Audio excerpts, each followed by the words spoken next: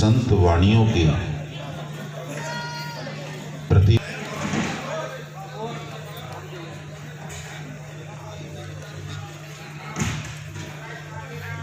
यहाँ पर गुरुदेव कृपा से ऐसा शुभ प्रारब्ध जागा विजय का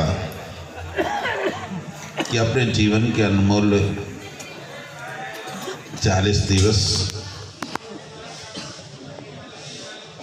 दुख सुख से परे होकर समस्त प्राकृतिक जलवायु बाधाओं से परे होकर एक तार होकर जो उन्होंने गुरु सुमरण में अपना समय बिताया है, ये उनको कोटि कोटि साधुवाद।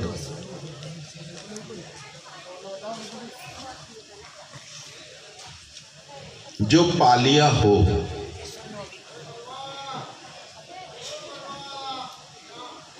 उसे छोड़ना नहीं चाहिए।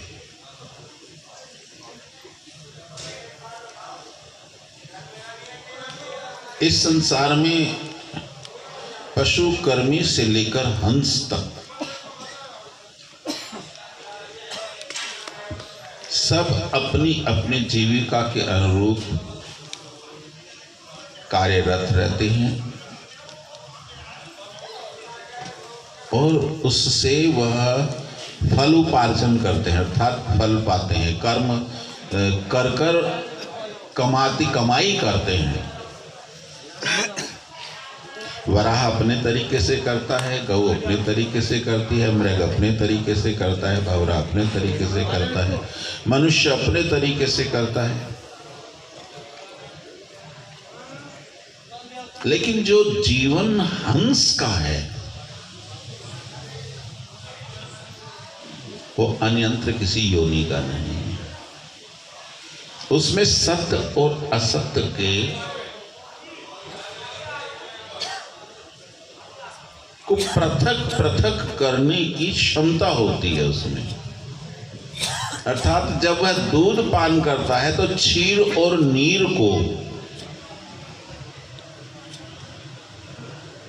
वह दूर कर देता है, नीर बाहर निकालता रहता है, क्षीर को ग्रहण करता रहता है। जीवन में वह मोती ग्रहण करता है, ऐसा सदग्रंथ भाव कहते हैं। हमारे प्राचीन सदग्रंथ कहते हैं कि हंस मोती चुगते हैं और मानसरोवर ताल पर रहते हैं। अगर हम शुभ सत्य विचारधाराओं का लहरों से युक्त हृदय को मानसरोवर बना लेंगे तो उसमें हंस वास करने आएंगे। कौन वास करने आएंगे? हंस वास करने आएंगे। और मानसरोवर कहाँ है? ये भी आपको ध्यान करना कि मानसरोवर कैलाश का प्रथम सोपान है। पहले मानसरोवर है, फिर उसके ऊपर कैलाश है, अर्थात भोलेनाथ जी का, श्री आदिनाथ जी महाराज का निवास स्थल। या हंसा मोती चुगे या लंघन कर जाए तो छोड़े ना पिछली पीठ को, तो चुग चुग मोती खाए। यहां छोटा सा प्रसंग कहना चाहूंगा मैं।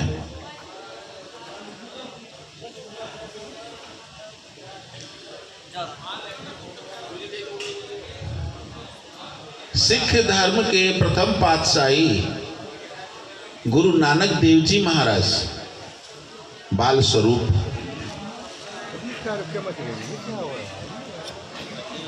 रात्रि के तीसरे पहर में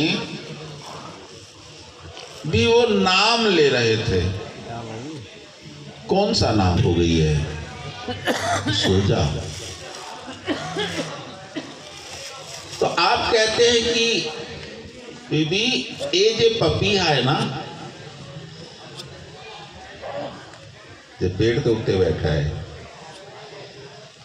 इस स्वाति बूंद नु, केवल स्वाति बूंद के कारण ये पीयू पीयू कर रहा है और अभी तक चुप नहीं हुआ। और मैं तो उस रब का नाम ले रहा हूं, तो तो मैं उसके बिना कैसे चुप हो जाऊं? वो ये नहीं देखते हैं गुरु महाराज कि आप क्या चढ़ा रहे हैं, और चढ़ाना भी क्या चाहिए। आवश्यक यह है कि आप किस भाव से चढ़ा रहे हैं, आप अपने जीवन को किस भाव से व्यय कर रहे हैं, वो जर्रे जर्रे में है, परमाणु मात्र में उसकी सत्ता है। हम बक जीवन बिता रहे हैं। बक का जीवन कैसे तो प्रेरणा दी है संतों ने, बको ध्यान। कैसा ध्यान होना चाहिए? बक का ध्यान। लेकिन बक ध्यान कर रहा है तो किस लिए कर रहा है? अगर बगुला जल के अंदर ध्यान कर रहा है तो किस लिए कर रहा है? वो केवल एक मछली के, एक मीन देखता है, ध्यान हटाता, उसे ऊपर उछालता है और उसे, वो परमेश्वर के लिए ध्यान नहीं कर रहा। लेकिन ध्यान की स्थिति ऐसी होनी चाहिए जैसे बक की है।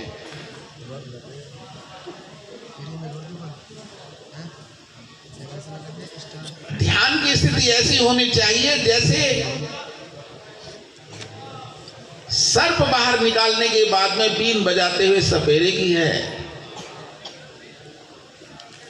वो तुम्हारी तरफ देखता भी, तुम्हारा मनोरंजन भी करता है, लेकिन उसका ध्यान सर्प शीर्ष पर रहता है।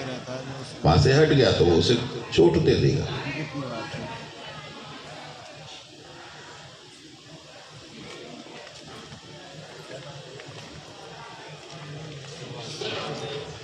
क्या हम जीवन मोती रूपी विचारों के लिए व्यतीत कर रहे हैं, या क्रमिक स्वभाव रूपी जीवन को बिता रहे हैं? ये हमें ध्यान रखना पड़ेगा। हमें अगर उनके चरणों में चढ़ा रहे हैं तो अष्ट पुष्प हैं, अष्ट पुष्प। करुणा पुष्प चढ़ाएं, दया पुष्प चढ़ाएं, क्षमा पुष्प चढ़ाएं, शील पुष्प चढ़ाएं, संतोष पुष्प चढ़ाएं, विवेक पुष्प चढ़ाएं, पुरुषार्थ पुष्प चढ़ाएं।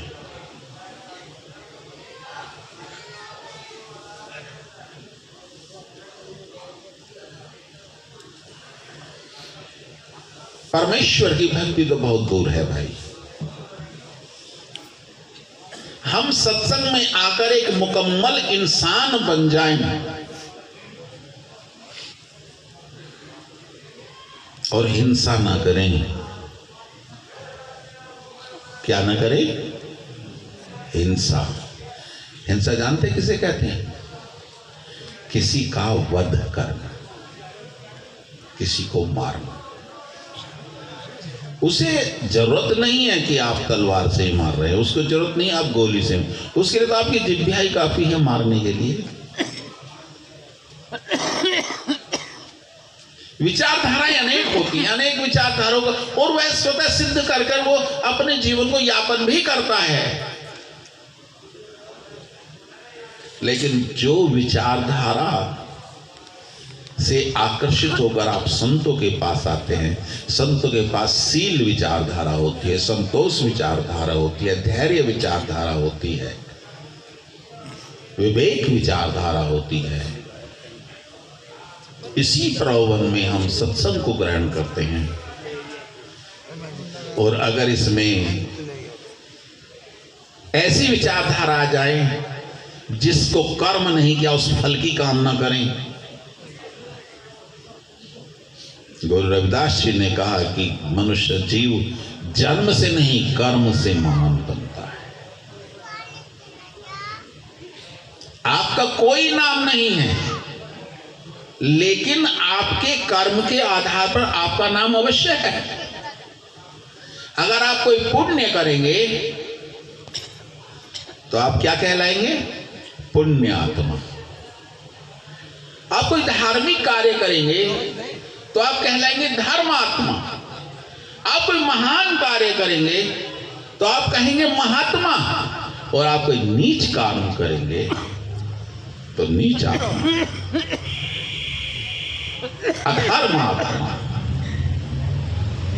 ये किसके विचारों के, विचारधाराओं के नाम हैं। आपका देह तो इनसे, जो कर्म प्रधान विश्व रचि राखा, जो जहीं बोवहीं वही फल चाखा। आज आप विजय के साथ यहां क्यों बैठे हैं?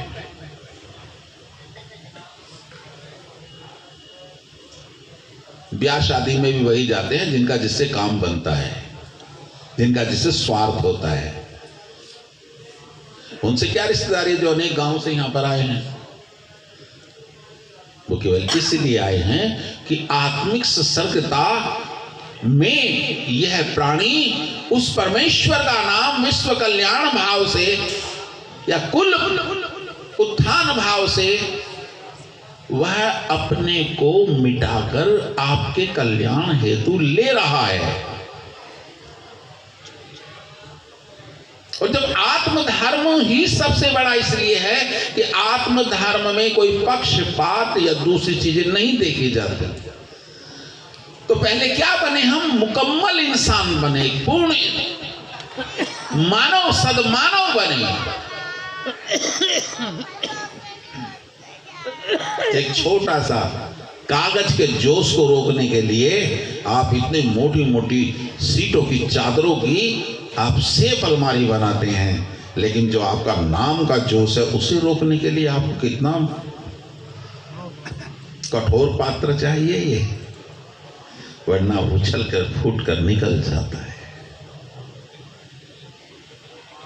अगर सीखना है तो ये सीखे, जो व्यवहार हम दूसरों को दे रहे हैं, एक क्षण के लिए सोचकर केवल सोच ही लें कि अगर कोई हमारे साथ वो व्यवहार करेगा, उस शब्दों का प्रयोग करेगा, उस भाषा का प्रयोग करेगा, उस कर्म का प्रयोग करेगा, तो हमें कैसा लगेगा?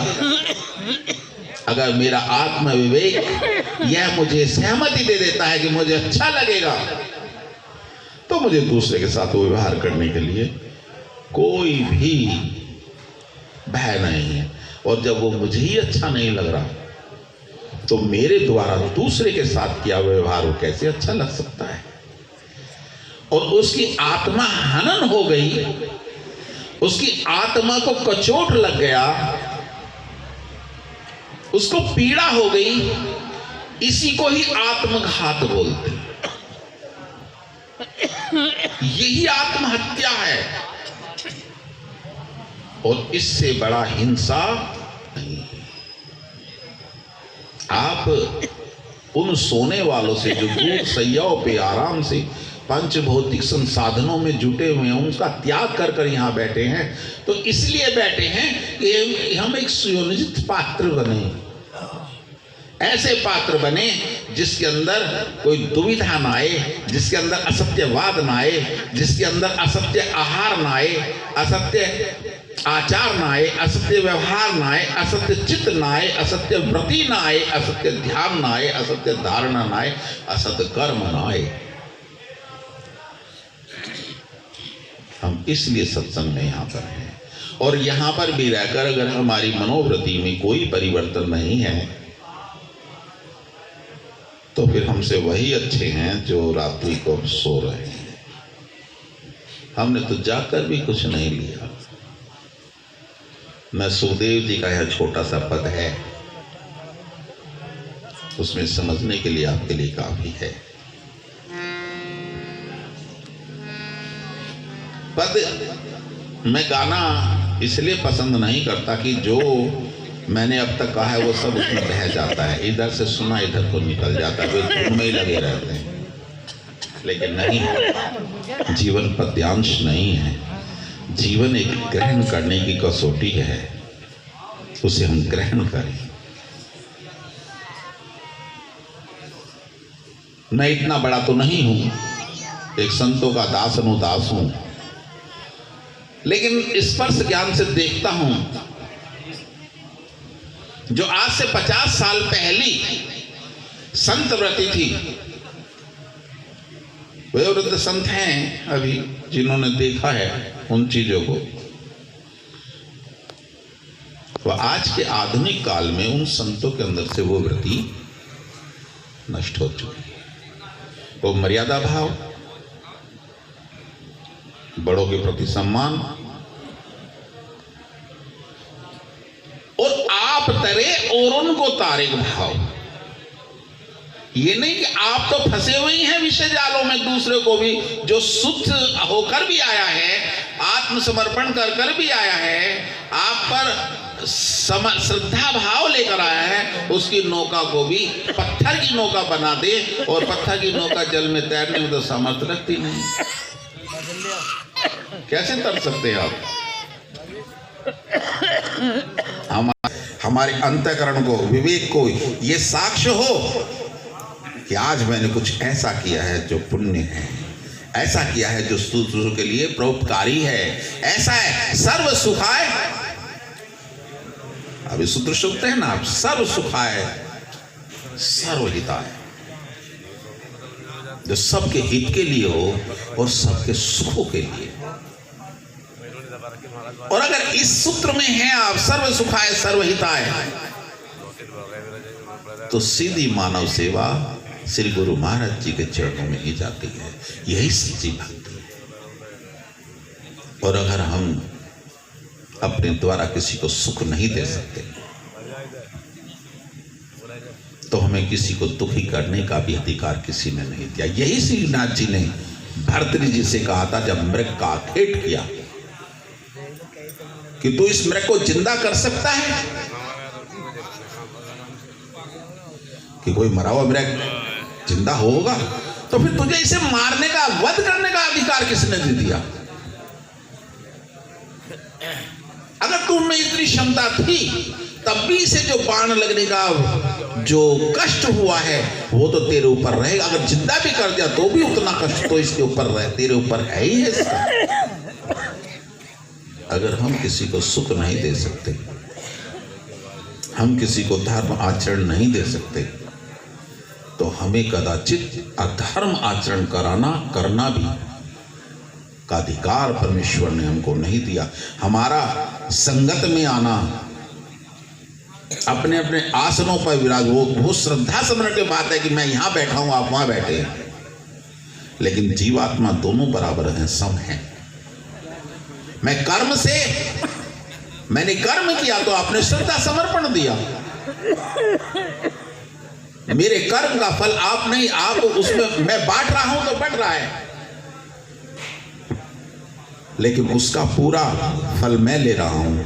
आपके कर्मों का फल, आपके आए हुए कष्टों को तो मैं अपने ऊपर नहीं ले रहा। संत लेते हैं, दूसरा बात है, सामान्य नहीं।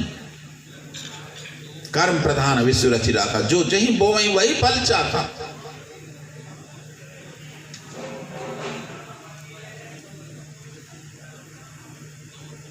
तो सुखदेव जी के परम शिष्य रहे हैं चरणदास जी महाराज। यह पद भक्ति सागर के अंदर अंकित है, धर्म जहाज वर्णन में, भक्ति वर्णन में। तो आशा है एक एक शब्द आप ध्यान रखेंगे और उससे लाभान्वित होंगे।